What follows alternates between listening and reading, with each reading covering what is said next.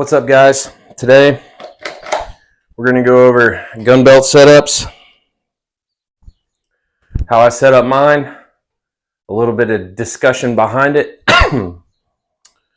incorporating some breaching tools with it, essentials, non-essentials, all that crap.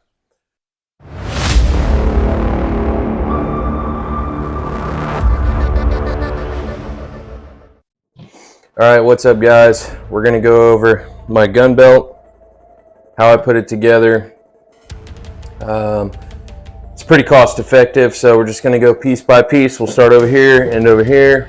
Ain't nothing too special about it. So I run a Core Essentials gun belt, battle belt, whatever you want to call it. It's got the 2 MOLLE system.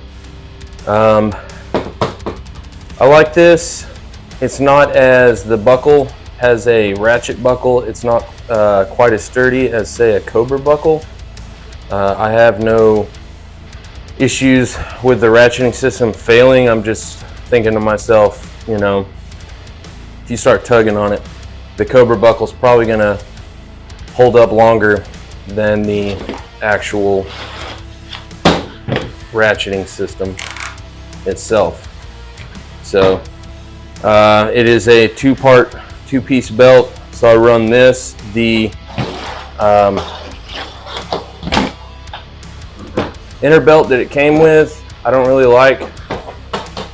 It's the kind that just folds over itself and velcros. I like the kind that have the tab where you run it through and then you can cinch it down. So I just bought a cheap inner belt on Amazon that had that. Going from the buckle and the belt itself, I run Kiwis S-Tac. I've gone through many different mag pouches, testing them out, anything from just the plain Jane Velcro nylon ones to the all polymer fast mags to the Tacos. Tacos would probably be my second pick over the Kiwis. But the Kiwis, they're pretty dang hard to beat because it's just the nylon with the Kydex insert, and you can move the insert up and down. And then the way that I have them mounted, the mounting system that they come with, it's pretty hard to beat. It's low pro.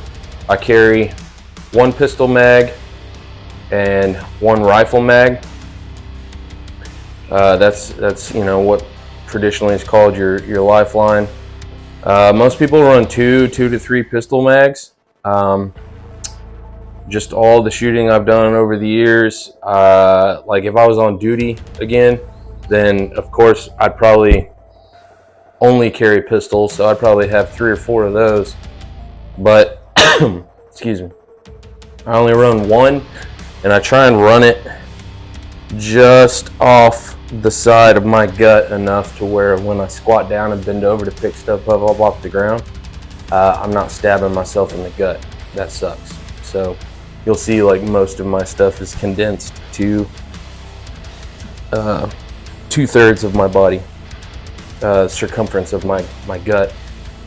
I got a plastic carabiner with my pig gloves. I also use this as like a D-ring for a hatchet / breaching device. I can run it in there if I want to for getting indoors and what have you. Just a cheap dump pouch off of Amazon. It's a pretty simple design. It's a simple purpose, so going cheap on stuff like that, I mean, it is what it is. I treat my stuff like crap, and it holds up pretty well. I run an IFAC, probably about 620. No, excuse me, 545.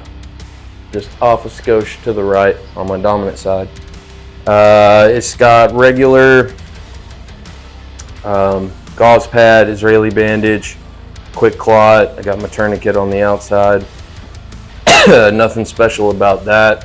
The pouch itself, I got this on Amazon as well, and then I just cut some of the MOLLE webbing on the back and I actually just run it through the belt itself. I don't molly it through, and it works great. So I have no issues with that. Coming off of that, I got a fixed blade. You never know when you're going to need a fixed blade. Go hands-on. Sometimes it's cool to stab things. So you can use this for any number of things. At the range, adjusting optics, you know, cutting paracord, whatever, what have you. Stab your buddy in the neck when he starts acting up. It's all good. From there, I've got just a regular pistol mag pouch, and I run a multi-tool. That actually comes in quite handy, especially for range trips. Adjusting optics and bits and pieces of your firearm. That gets used quite a bit. From there, I run a Safariland. I have it on a UBL mid-ride with the QLS system, so I can take this on and off. This is a Safariland 7376 RDS. This is for the Glock 34. So I've got my leg strap mounted in between that and then something I found a month or so ago. I didn't even know they made them, but it's the UBL pad, and you just weave that through and then it hooks onto the bottom. And man, that makes this entire setup just icing on the cake. Because sometimes if you run this stuff pretty tight, those UBLs can bite, dig into your leg if you got bony legs and no ass like me.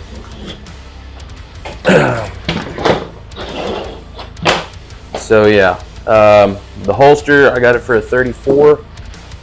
As you can see, I run a 19X.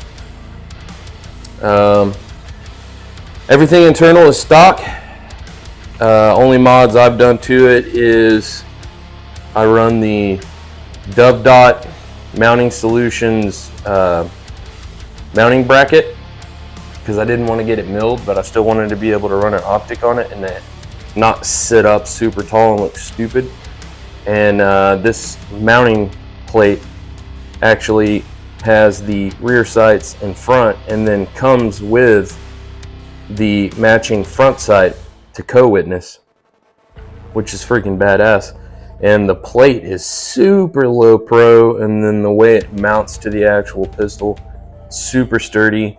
I haven't messed with it since I put it on, and it's been on for a couple of months now, and it hasn't moved at all. Optics for the pistol, I run a Bushnell RXU 200C. It's a always on optic. Zero issues with this thing coming loose, zero issues with the Zero or the battery. Once I got it dialed in, this thing runs like a top.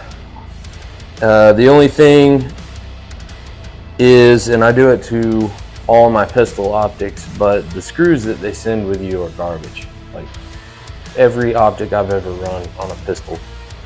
So I take those, hardware store, find the right screws you need, get the stainless steel ones. I get those washers that have a little bit of bite to them, put those on there, crank them down.